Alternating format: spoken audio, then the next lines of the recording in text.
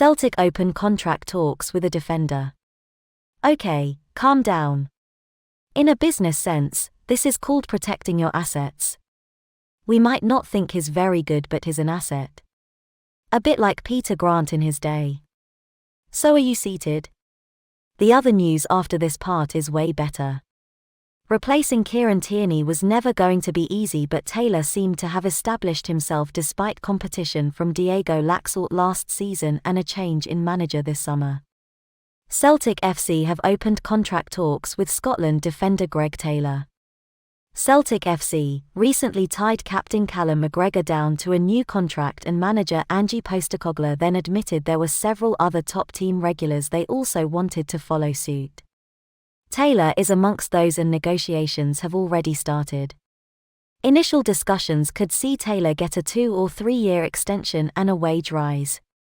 After the events of the summer, some forward planning in terms of contracts is badly needed at Celtic, with the final 2 years critical in negotiations.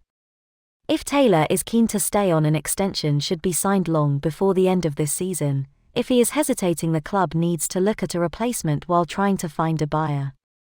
When Ange Postecoglou took over, he inherited Odsonne Edouard, Chris Ager, Ryan Christie and Olivier Notcham entering the final year of their contract.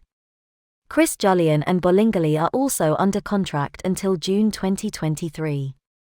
This is the way the Celtic FC manager works: get players on long contracts and it helps the club.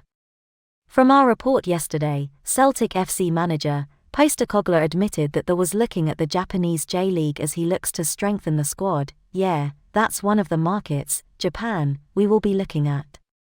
We have already identified targets and begun discussions before we get to January, so that we can conclude deals a lot quicker than we did in the previous window.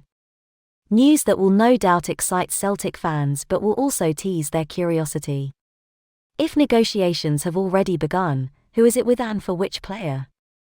According to 67 Hail, the manager should be targeting another Japanese international in Daisen Maeda. In fact, this site has already reported twice this year that the Hoops should be looking at the winger-striker as a possible target, as respected J-League journalist Dan Orlowitz also touted Maeda for a move to Paradise. I think he, Postecoglou, would do very well to look at players like Daisen Maeda.